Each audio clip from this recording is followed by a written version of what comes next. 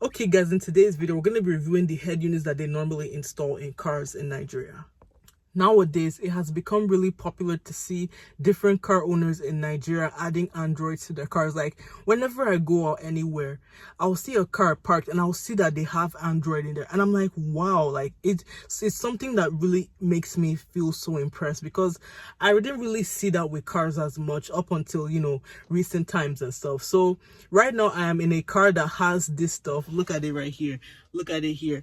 And we are going to be reviewing the head unit, and I'm just going to talk about that and maybe talk about some other things as well that you guys may need to know. So right now, this is how the head unit looks like. One thing that I like about this head unit is that as soon as you start your car, the whole thing will turn on like this. Like, you don't need to wait at all. Like, just 1 second, everything is already on, it's booted. That's what I really like about this. As you can see, this is like an Android tablet, and you see you have the radio option, you have music here, you have your apps here, you have Bluetooth, you even have a settings option as well. And you even have these things here, like you have this power button, home button, back button, even volume buttons, which I think are really cool. Now let's talk about the specs of this head unit. So this head unit here has 2 gigabytes of RAM, 32 gigabytes of internal storage, and it has some other things. Like, I think it has Android 9, not Android 19. If you tap this a few times, you will see this is Android 9, not 19 at all. And then you can see like other things as well. Like, see, you can just swipe through the colors and whatever, and then you can just go back, and then you can see, like, other things like the build numbers and so on. Yeah. Now for this head unit, let's test out the radio here. We click on the radio, we can see it.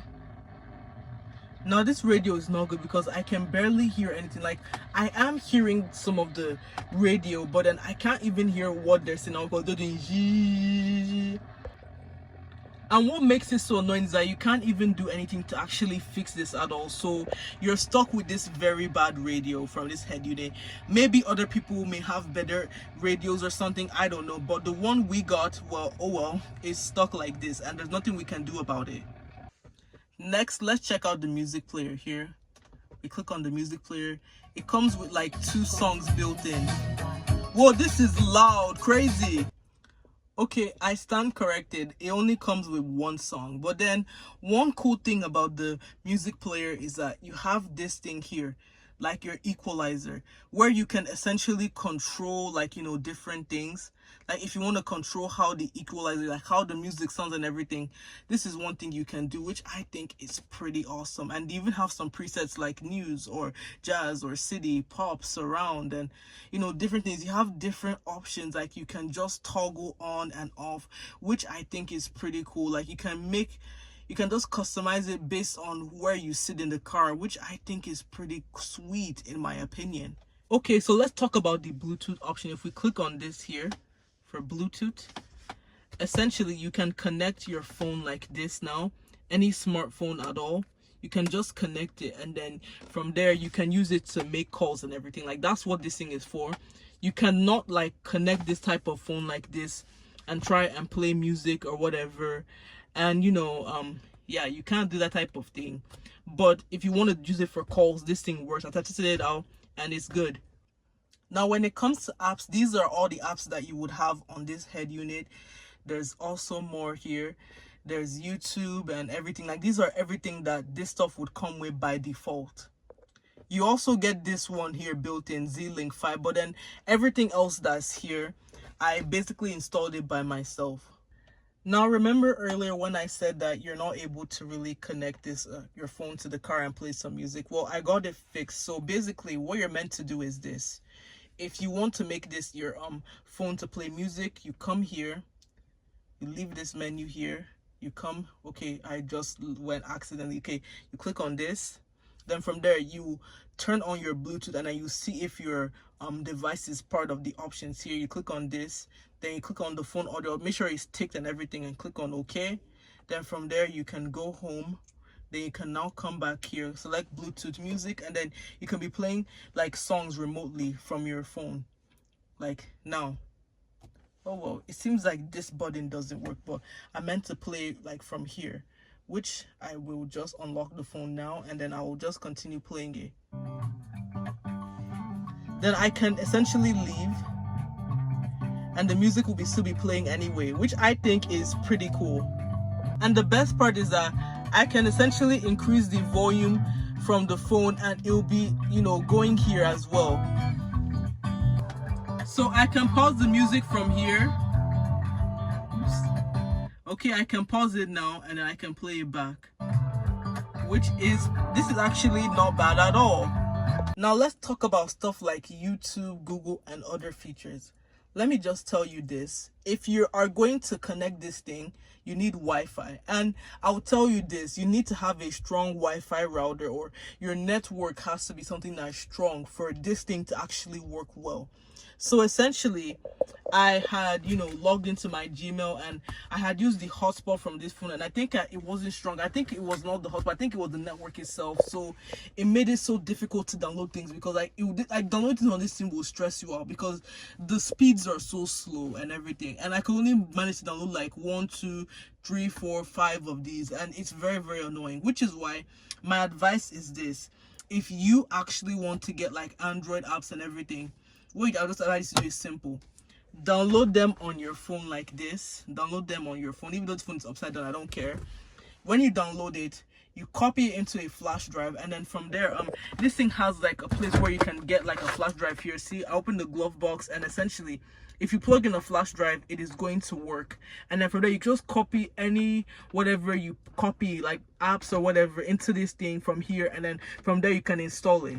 But better still, if you want to make your life easier, just download Zender on this thing and easily share apps or whatever you install from this to that. And at the same time, if you're going to go online with this thing, you have to make sure that the date and time are correct on this stuff. So if the date and time are different, you will not be able to go online without correcting that. So before we look at apps, I'm going to show you this thing called Z-Link 5. If you click on this now, basically you can either do wired mirroring, where if you have a USB cable, you just connect your phone to the USB that I showed you earlier, or wireless mirroring, where you can easily connect like either an iPhone or an Android wirelessly. If you're connecting an iPhone, just follow all the instructions on the screen as you can see. But if you're doing it with an Android, just follow whatever you see on the screen as well. Now this is how this thing looks like for Android. You also can't touch it, unfortunately, which is really, really such a bummer. But then you can control it here. Anything you have here, you can easily control it.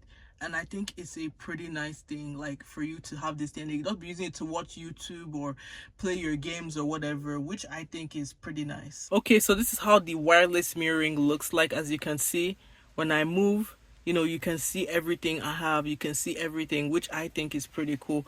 Now, you can't control this thing from here, unfortunately. It has to be controlled from the phone. And then you can essentially just, get like an app like YouTube. You can just open that up. And then from there, you can watch like anything at all. Like, see, look, we're watching something. Let this thing just load up. We can even watch some Chow Deck too, which is really nice. So as you can see, my name is look. Femi Aluko, and I am the CEO and co-founder of Chow Deck. Hi Femi! Now for the radio thing, here are 2 apps in my opinion that can actually solve this problem. Number 1 is Radio Garden. So when you download this thing, it has like basically access to radio channels all across the world. So yeah, let me see. Oh, right. I have to change the time of this thing for this stuff to work. So yeah, I forgot. So let me just change it right now.